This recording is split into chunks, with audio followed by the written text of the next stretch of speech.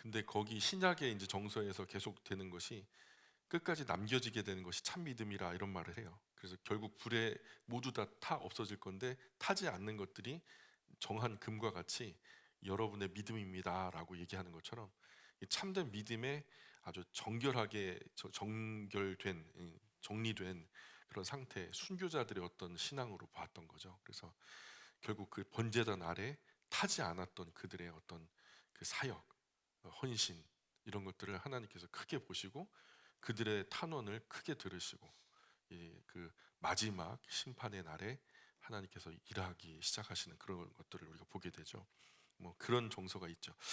오늘 지난 시간에 이어서 우리 디도서 지난 시간에 봤고요. 오늘 디모데 후서 이야기를 좀 살펴보려고 합니다. 디모데 후서 1장 1절 한번 읽어볼까요? 1장 1절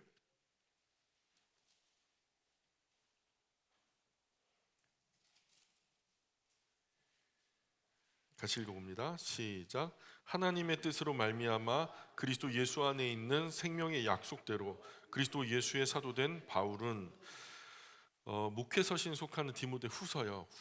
디모데 후서 전서 그리고 디도서가 목회서신에 속하는데 이 성경에 기록된 바울의 13개 서신 중에서 가장 마지막에 쓰여진 편지죠. 바울이 마지막 순교 직전에 쓰여진 편지다 이렇게 생각하셔도 틀리지 않습니다. 근데 1장 1절에 보니까 여기 빨간색 글씨로 밑줄 그어 있는 게 뭐라고 써 있죠? 생명의 약속대로, 그죠? 생명의 약속이라고 하는 표현은 서신 끝부분에 또 이제 그 이렇게 합쳐지는 어떤 구절이 있는데 디모데후서 4장 6절 한번 볼까요? 4장 6절 시작. 전제와 같이 내가 벌써 부어지고 나의 떠날 시각이 가까웠도다.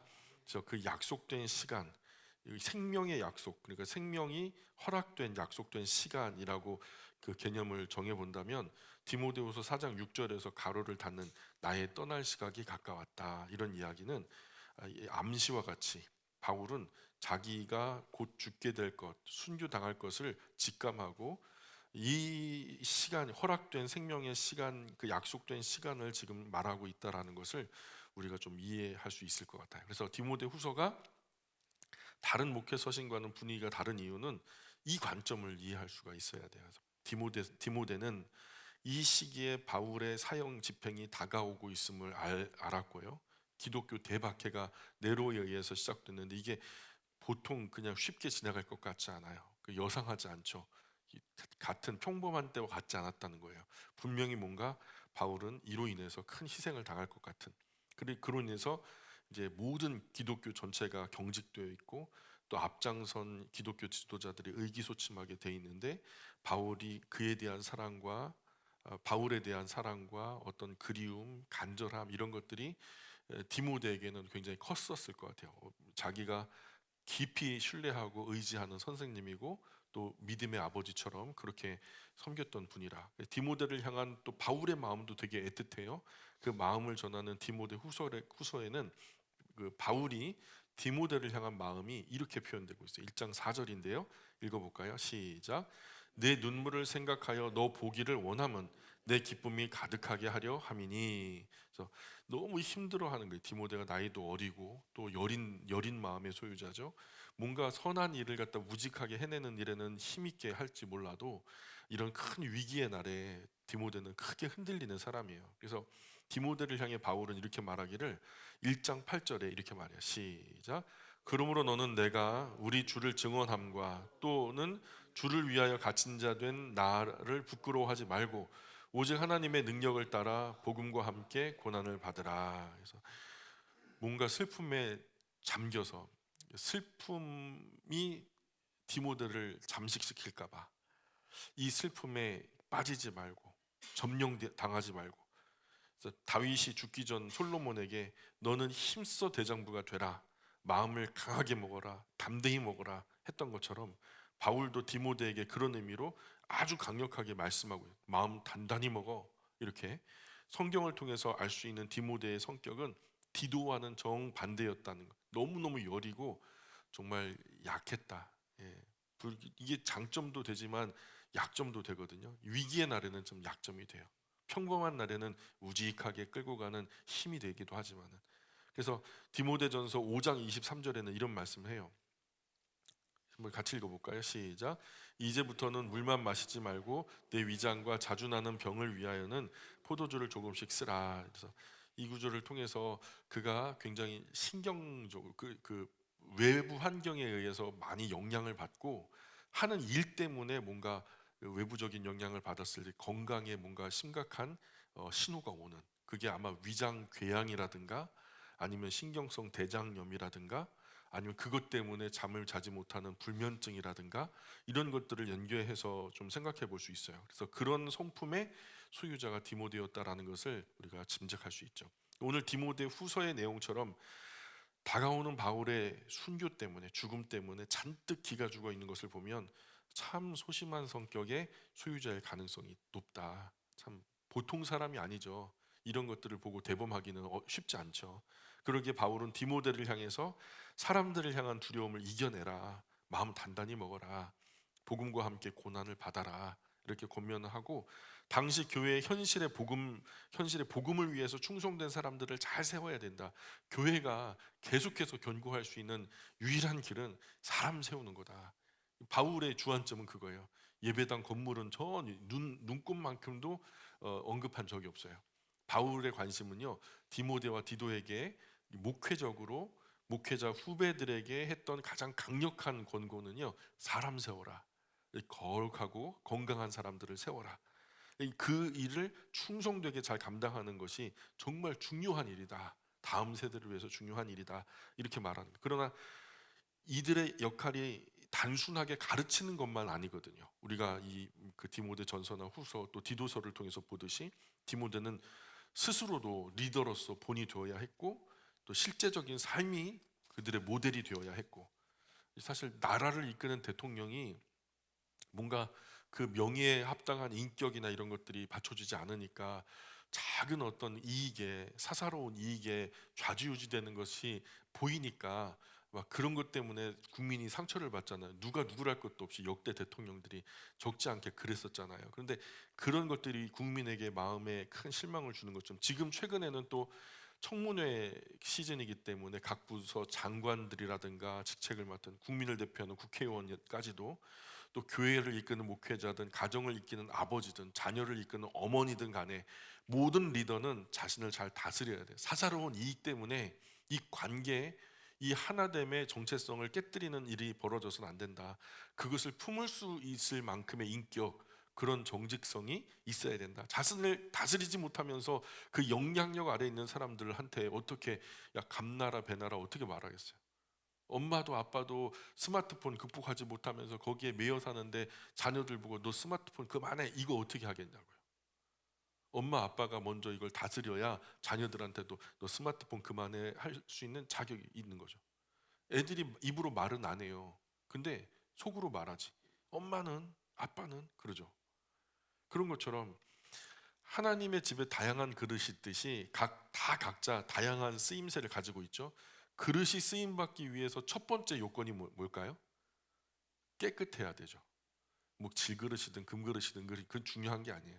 당장에 내가 지금 물 받아 마셔야 되는데 그 제일 먼저 확인하는 것이 이렇게 안에 들여다보죠. 깨끗한가 더러운가.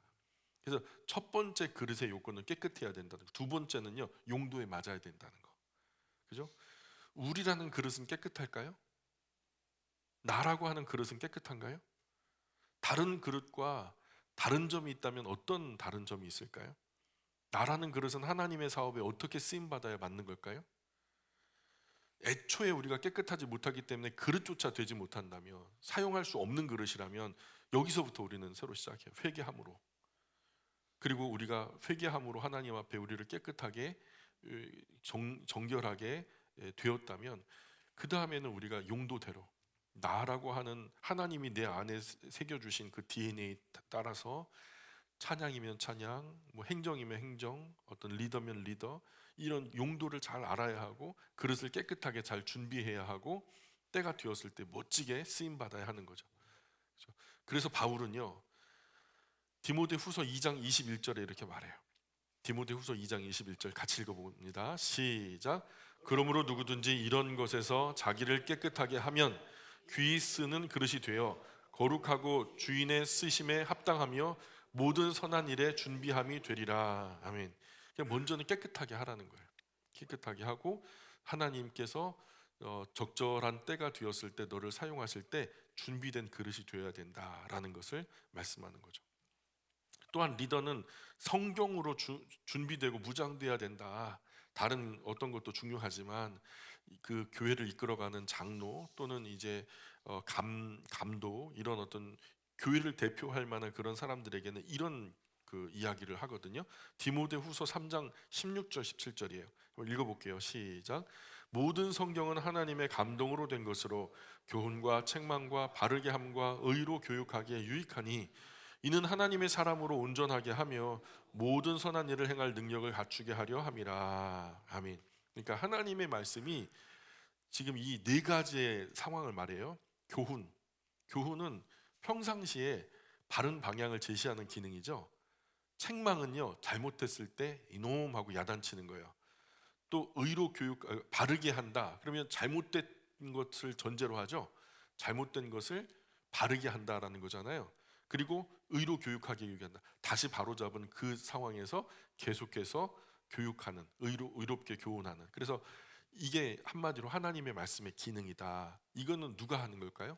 목회자가 하는 거죠, 사실은. 리더. 그리고 모든 가정의 어머니 아버지들이 자녀를 향해서 이런 말씀의 교훈과 책망과 바르게 함과 의로 교육하기에 유익하니까 이 리더들이 돼야 된다는 거죠. 우리는 싫든 좋든 우리는 이미 한 개, 두 개 이상의 리더는 되어 있어요. 예, 가정에서든 교회에서든. 그리고 바울은 죽음을 앞둔 처지에서도 디모데에게 부탁하기를 이제 곧 순교 당할 것을 자기가 직감하는 거예요. 이 생명의 약속이 정해져 있는데 곧 내가 떠날 날이 가까웠다라는 것을 직감하면서 그러나 감옥 안에 있는 동안에 곧 겨울이 자기는 겨울 되기 전에 다시 소아시아로 가갖고 에베소에서 사람들과 함께 조우하고 다시 이제 뭔가 새로운 사역을 펼칠 줄 알았는데 거기서 잡혀가가지고 로마 감옥 마메틴에 갇히니까 지금 이 디모데 후서가 마메틴 감옥에 존재하거든요. 그래서 겨울이 왔는데 겨울이 곧 올 텐데 4장 13절에 한번 읽어볼까요? 시작. 네가 올 때에 내가 들어와 가보의 집에 둔 겉옷을 가지고 오고 또 책은 특별히 가죽 종이에 쓴 것을 가져오라 이렇게 말하죠. 이 부탁하는 거예요. 이것이 이제 어떤 책인지는 명시되지 않았어요. 이 무슨 책, 가죽 종이에 쓴 책, 이 당시 책이 굉장히 귀했거든요.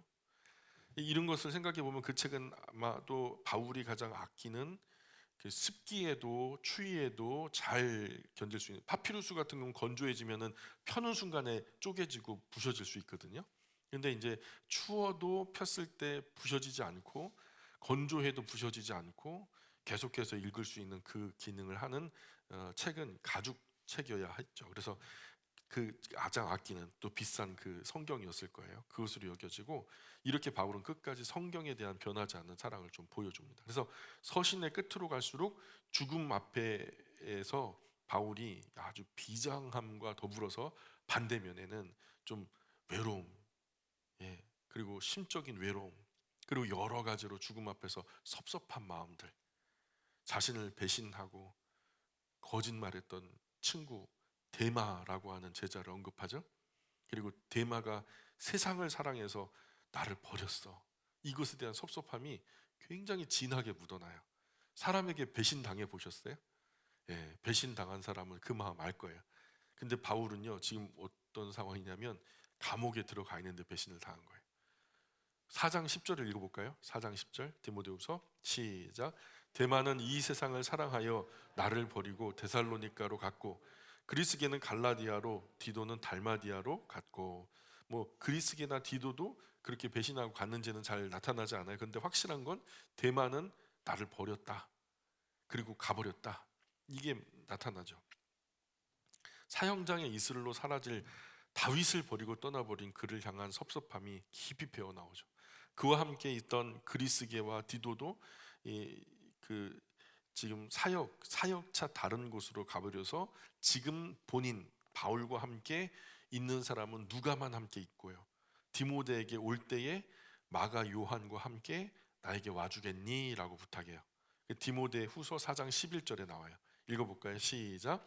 누가만 나와 함께 있느니라. 네가 올 때에 마가를 데리고 오라. 그가 나의 일에 유익하니라. 우리는 잘 알아요. 마가 요한이 바나바의 조카이면서 1차 전도 여행 중에 바울과 바나바를 다투게 만들었던 장본인이기도 하고요.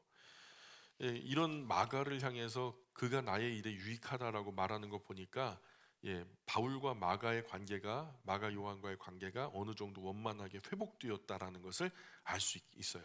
이 대마의 배신과 아마도 로마의 가택 연금 상태에 있을 때 마가 요한이 바울을 방문한 것으로 여겨져요. 그런데 그렇게 방문했을 때, 아, 선생님, 그때는 제가 정말 할례당에 속해서 제가 가진 원칙이 진짜 생명처럼 귀하게 여겨졌기 때문에 선생님을 굉장히 크게 오해해서 참 말통하지 않는, 말도 안 통하는 고집불통 꼰대 영감님처럼 그렇게 대했다고.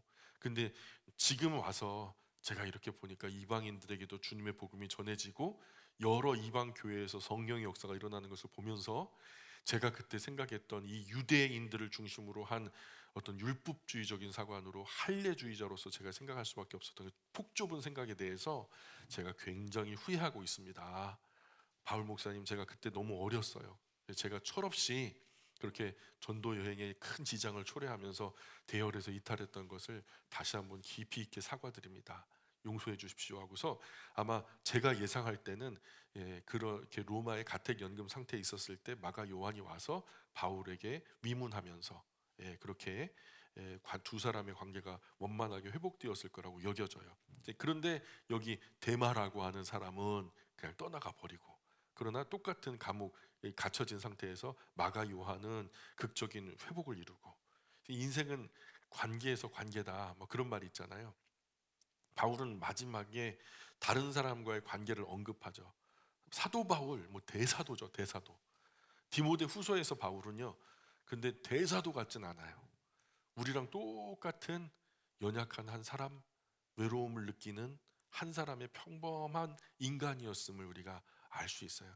또 현재 우리 인생 관계들, 이 바울이 마지막에 생명의 그 나를 앞에 둔, 이제 얼마 남지 않은 삶을 두고 자기 인생을 반성하는 것처럼, 과연 우리 인생의 관계들은 어떤지 우리 스스로 돌아보고 반성하는 계기가 되었으면 좋겠어요. 어쨌든 바울은 겨울이 임박한 무렵에 로마 데로변 차가운 마메틴 감옥에 갇혀 있는 상태에서 디모데 후서를 써요.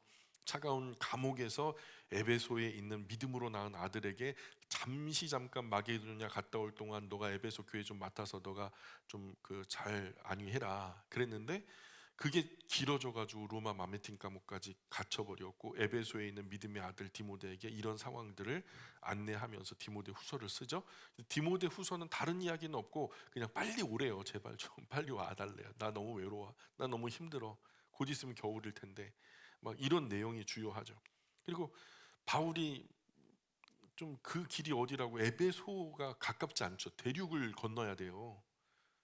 적어도 수천 킬로를 돌아가야 돼요. 이 에베소 교회도 비워두고 빨리 달려오라 이런 말을 해요. 어떻게? 에게해 아드리아해를 넘어서 대륙을 가로질러 로마까지가 만만한 거리가 아니잖아요. 근데 바울이 오라고 하는 거예요. 제가 부산에 가가지고 돈이 똑 떨어졌어요. 가가지고 전화를 해요. 김영남 집사님, 저희 있는 곳까지 좀 와주실래요? 오실 때요.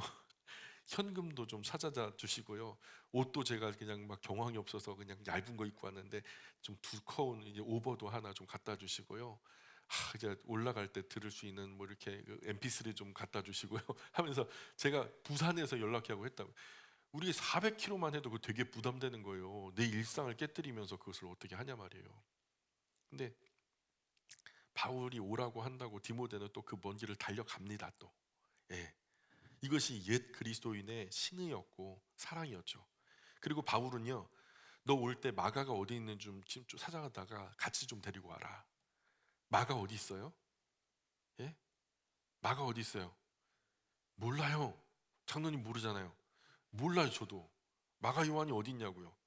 어디서 찾아? 휴대폰도 없고 이메일 쓸 수 있는 것도 아니고. 드로아에 가서 가보의 집에 두고 온 외투를 또 가지고 오래요.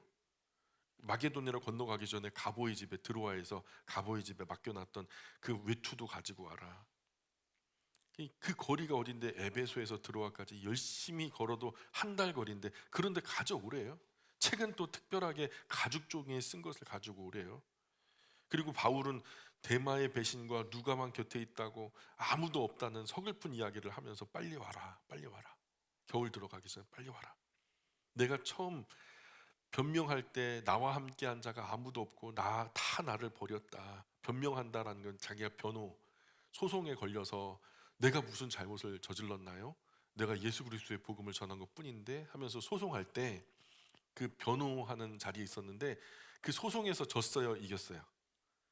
진 거예요. 그러니까 사형이 떨어진 거예요. 너는 그냥 기독교인이니까 죽어야 돼. 이렇게 된 거니까. 그러니까 그 변명할 때 나와 함께 한 자가 아무도 없다. 그때 내 곁에. 근데 사형 언도 나니까 사람들이 다 떠나가 버리고 누가만 혼자 남아 있는. 이런 가슴 아픈 이야기를 하면서 그러나 주께서 저들에게 허물을 돌리기를 원하지 않는다. 이런 말을 하죠. 이 바울이 눈물 어린 그런 편지를 쓰고 있죠. 대만은 이 세상을 사랑하여서 나를 버리고 데살로니가로 도망갔다. 드로비몬 병들어서 밀레토스에 남겨두었다. 그러니 겨울 전에 너는 하면서 바울이 이 편지를 쓸 때는 여름 지나 겨울을 앞둔 터라 아마 조석간에 오늘처럼 지금 이때쯤 된 것 같아요.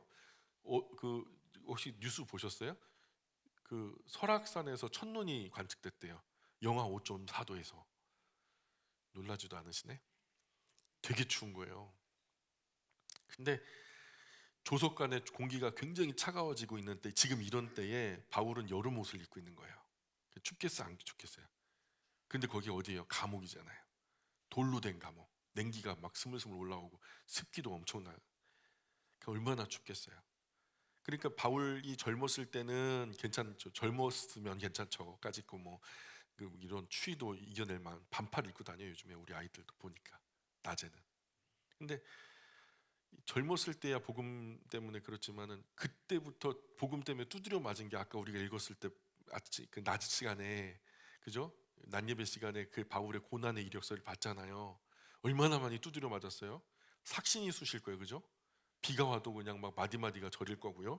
그런데 겨울 앞둔 터에 조석으로 그렇게 크게 공기가 차가워지는 때에 두드려 맞고 고생하고 다친 마디마디마다 뼈가 아리고 쑤시고 결리고 아파왔겠죠.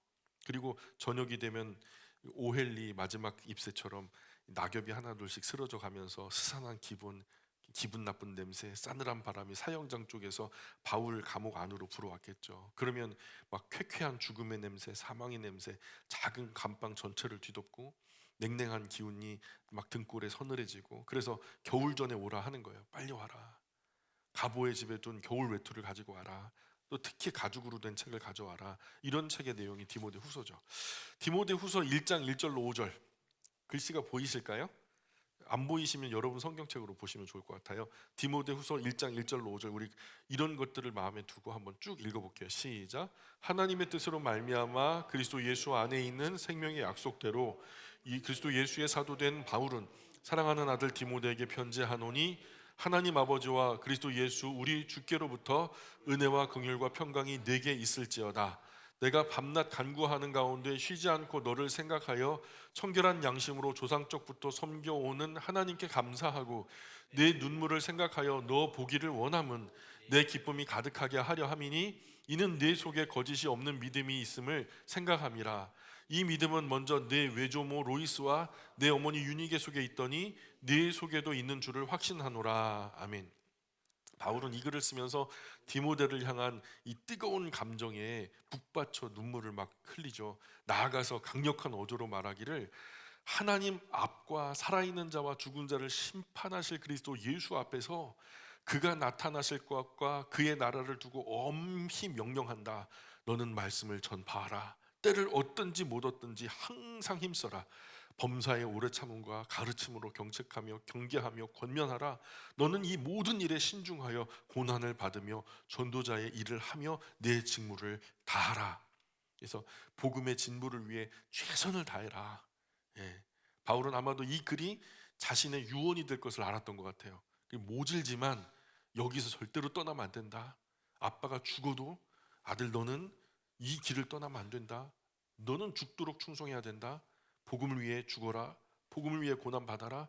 얻든지 못 얻든지 때가 있든지 없든지 너는 이것에 힘써야 된다. 진실한 속마음을 드러내면서 나는 전제와 같이 내가 벌써 부어지고 나의 떠날 시각이 가까웠다. 나는 선한 싸움을 싸우고 나의 달려갈 길을 마치고 믿음을 지켰다. 이제 후로는 나를 위하여 의의 면류관이 예비되었으므로 주 곧 의로우신 재판장이 그날에 내게 주실 것이다. 그러면서 바울 곁에서 자신을 돌봐주던 동역자들을 하나둘씩 떠나보내죠. 떠나보내요. 에라스토 고린도에 머물게 두기고 에베소로 가보게. 드로비모 당신 병이 많이 깊었지? 밀레도로 가서 좀 요양 좀 하게. 그리스게 갈라디아로 가서 나를 대신해서 좀 일해주겠나? 사랑하는 디도 니고볼리에 체포될 때 달마디아로 이제 보내죠. 그가. 그래서 바울은 신실한 이들을 그들의 원래 있어야 할 자리, 자기가 죽어도 바울이 자신이 죽는다 해도 그들이 그곳에서 계속해서 복음의 사역을 감당할 수 있는 그 자리, 죽을 때 내 옆에 있어줬으면 얼마나 좋아요. 인간적인 마음에는 내가 순교할 때 자네 내 옆에 좀 있어주겠나? 뭐 이렇게 얘기할 수도 있을 건데 그러지 않고 다 돌려보내요. 전제와 같이 부어질 날이 가까운 걸 아는데 보냈단 말이에요. 데마가 세상을 사랑해서 바울 배신하고 데살로니가로 떠나는 것에 대해서는 크게 섭섭한 마음 표현하면서, 또 구리세공업자 알렉산더가 바울을 특별히 핍박한 것에 대해서 너무 서운한 거예요. 지금 이게 원한이 맺혀 있어요. 이 사람에 대해서는 구리세공업자 알렉산더 그 사람에 대해서 뭐라고 말하면 그가 나에게 행한 그대로 하나님이 갚아주실 거야, 이런 얘기를 해요. 이 복수는 우리의 것은 아니에요. 복수는 주님의 것. 우리가 갚으면 사실 탈이 커요. 탈이 많아요. 근데 하나님이 갚아주셔야지. 바울은 임박한 죽음 속 앞에서도 그가 배신과 외로움, 쓸쓸함에 괴로워 이런 마음을 달래며 사랑하는 아들 디모데에게 깊은 마음으로 고백해요. 이 편지를 받는 즉시 너는 어서 속히 내게로 와. 누가만 나와 함께 있어. 네가 올 때 마가를 데리고 와. 그가 나의 일에 유익한 사람이야. 이런 이야기. 그래서 근데 디모데가 이 편지를 받고 즉시 이제 에베소 교회를 잠시 두기고에게 부탁하고요. 그리고 바울의 부탁대로 머나먼 길을 걸어서 드로아에 가서 가보의 집에 맡겨둔 바울의 두꺼운 외투와 가죽으로 된 책을 가지고 로마로 향하죠.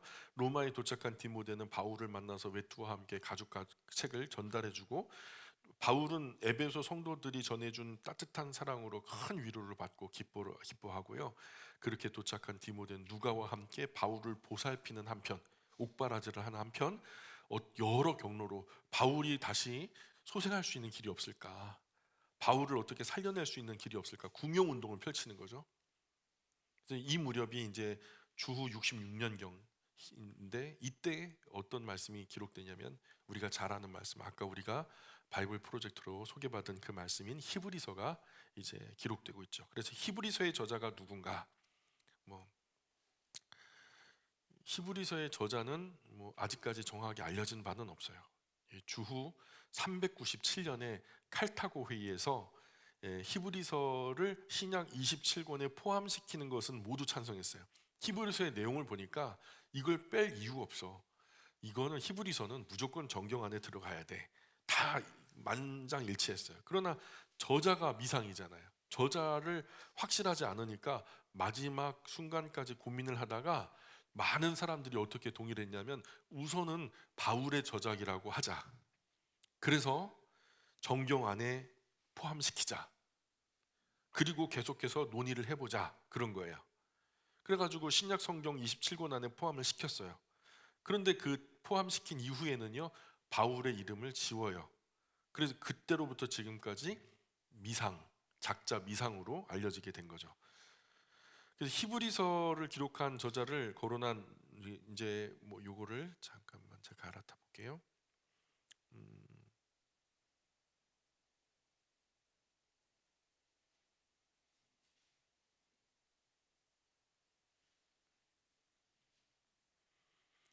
어,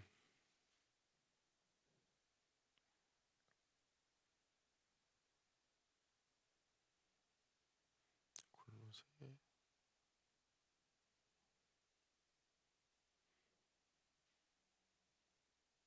아이고 깜짝이야. 예. 누가 멋있는 사람이 갑자기 지나갔죠. 여기가 이제 마메틴 감옥이거든요. 이제 로마의 마메틴 감옥, 바울이 갇혀 있었던 이게 이제 쪽창이에요. 저 안으로 들여다 보이는 것이 여기가 사형장 가는 길. 이게 사형을 받은 단두대. 그때 당시 이제 기록들이 이렇게 남겨져 있고요. 누가도 이제 죽어서 에베소에 묻혔죠. 자, 히브리서 저작을 이제 말씀을 드리는데, 유세비우스, 유대 역사학자, 로마 역사학자이자 신학자였던 유세비우스는 바울이 히브리어죠, 모국인 히브리어로 썼는데 누가가 헬라어로 번역했을 거다, 그렇게 주장을 해요. 피이크라고 하는 학자는 브리스길라가 기록했을 거다. 하르낙이라고 하는 학자는 브리스길라만 했냐, 옆에 있던 아내는 가만히, 그 남편은 가만히 있었겠냐, 아굴라도 옆에서 도와줬으니까 우리가 공동 저작을 해야 된다, 그래서 브리스길라, 아굴라가 같이 기록했을 거다. 에라스무스는 로마에 있는 클레멘트가 기록했을 가능성이 있다, 그 문체가 비슷하다. 또 알렉산드리아 클레멘트라고 하는 사람이 있는데 그 사람의 주장은요, 바울과 누가가 공동으로 함께 저작을 했다, 이렇게 주장해요. 또 칼빈, 델리치, 종교개혁자들이죠. 이 사람들은 누가가 기록했을 거다. 또 터툴리안, 베이스 잔, 모테트 살론, 그레고리 같은 경우에는 바나바가 기록했을 가능성이 있다. 바나바가 저 구부로 섬으로 들어간 다음에 아무 소식이 없잖아요. 근데 그 어르신이 아무 역할을 하지 않을 만큼 그렇게 비중이 없는 분이 아니다. 모르긴 몰라도 그늘에서 아마 이렇게 일을 하면서 이 바울이 이제 죽음 직면한 이후에 자신의 역할을 이렇게 하지 않았을까, 뭐 이런 식으로 이제 정황적으로 유출을 하는데, 이렇게 바나바가 했을 거다. 또 여덟 번째로 루터, 알포드, 또 몰튼, 파르, 또 로보스, 이런 분들은 아볼로가 기록했을 거다. 또 오리겐 같은 경우에는 히브리서의 저자는 하나님만 아신다, 아무도 모른다, 불가지론을 이렇게 얘기하죠. 음, 그래서 그 우리가 이제 여러 학자의 주장이니까 성경의 어휘나 문체, 뭐 시대적 상황을 살펴보면은 바울의 저작이 맞는 것으로 여겨져요. 바울의 문체가 분명히 그 본문 안에 드러나고 있고요. 그래서 저는 히브리서의 저작은 바울이다, 저는 그렇게 생각해서 히브리서 저작 주장자의 열 번째로 제가요, 바울이 시작했고 누가가 완성했을 거다, 이렇게 얘기를 하는 거예요. 주후 66년경에 바울의 사형이 확정되기 전에 사도 바울은 예루살렘 교회로부터 청천벽력 같은 비보를 접해요. 어떤 얘기냐, 숨지기 전에, 바울이 순교 당하기 전에 예루살렘 교회가 망해버렸대요.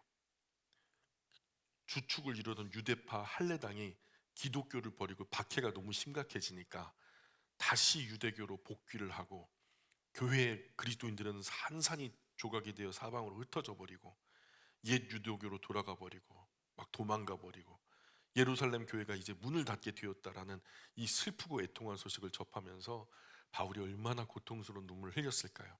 그 1차 전도 여행 떠나기 전에 시리아 안디옥 교회에서 예루살렘 교회가 어렵다는 말을 듣고 연보를 모아 바나바와 함께 이제 전달하잖아요. 그 이후로 계속해서 3차 전도 여행 때도 이 위험을 무릅쓰고 마게도냐, 아카이아 지방 여러 교회 연보를 예루살렘에 전달하다가 유대인의 고발로 그가 체포되고 말잖아요.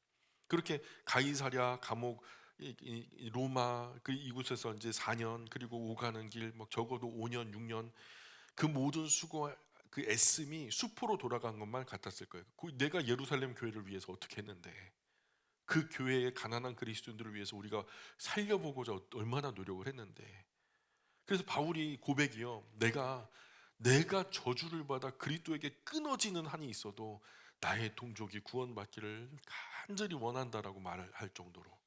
그러나 그런 이들이 믿음을 지키지 못하고 다시 유대교로 돌아가고 막 예루살렘 교회는 황폐해지는 그런 상황, 이런 소식에 바울은 넋을 잃어버리죠. 바울이 예루살렘 교회 문제로 수유를 먹지도 못하고 고민하고 있을 때 바울 옆에 누가가 있다 보니까 바울이 여태까지 이렇게 초라하게 느껴졌던 적이 없거든요. 바울이 이 정도로 힘을 잃어버리고 맥이 빠진 적이 없었거든요. 그런데 바울이요, 그 길리기아 다소에서 부름을 받고서 시리아 안디옥에서부터 1차 전도 여행을 하면서 눈이 반짝반짝 빛나면서 막 생명을 걸고 자기 제사장들의 전제처럼 막 그냥 자기 생명을 부으면서 그렇게 1차, 2차, 3차, 나중에 이제 5차까지 해가지고 중간에 잡혀 들어오는 이 순간까지 얼마나 열정적으로 사역을 했어요. 그런데 누가가 지금 볼 때는요, 바울 꽤 오래 바울 곁을 지켰는데 바울이요 맥이 빠지고 힘이 빠지고 아무것도 못하는 이 무기력한 바울을 처음 본 거예요. 그러니까 이 누가가, 아니 선생님, 이방 교회들처럼 예루살렘 교회도 그 이방 교회들을 향해서는 편지도 많이 써주시던데 그 좀 그 예루살렘 교회를 위해서도 좀 편지를 써서 마음을 전해주시면 안 되겠습니까? 이 누가가 그런 권면을 아마 했을 가능성이 커요. 이 바울이 번뜩 정신이 났을 거예요. 그죠? 여러 개척 교회를 위해서는 내가 열심히 편지를 썼는데 내가 예루살렘 교회를 위해서는 편지 쓰는 것을 깜빡했네. 이 정신을 바짝 차리고 자기 동족 히브리인들이 예루살렘 교회를 회복을 바라는 간절한 마음으로 저는 이것이요 예루살렘 서라고 봐요. 예루살렘 교회에 보내진 예루살렘 서라고 봐요. 저희 주장이니까 동의하지 않아도 좋아요. 왜냐하면 그 예루살렘 교회에 흩어지고 다시 유대교로 돌아가는 사람들을 다 잡기 위해서 바울이 썼을 가능성. 그래서 히브리서는 구약적인 성경의 배경을 잘 아는 사람들에게 쓰여졌다는 것은 아까 우리가 영상을 통해서 봤고요. 근데 그렇게 쓰는 도중에 히브리서 완서하지 못하고 끝까지 쓰지 못하고 아마 바울 나와 결국에는 단두대의 형장 예술로 사라져 버리는, 그러나 끌려가기 전에 누가의 손을 붙들고 내가 남은 이야기는 이렇게 쓰려고 했어. 누가 잘 들어.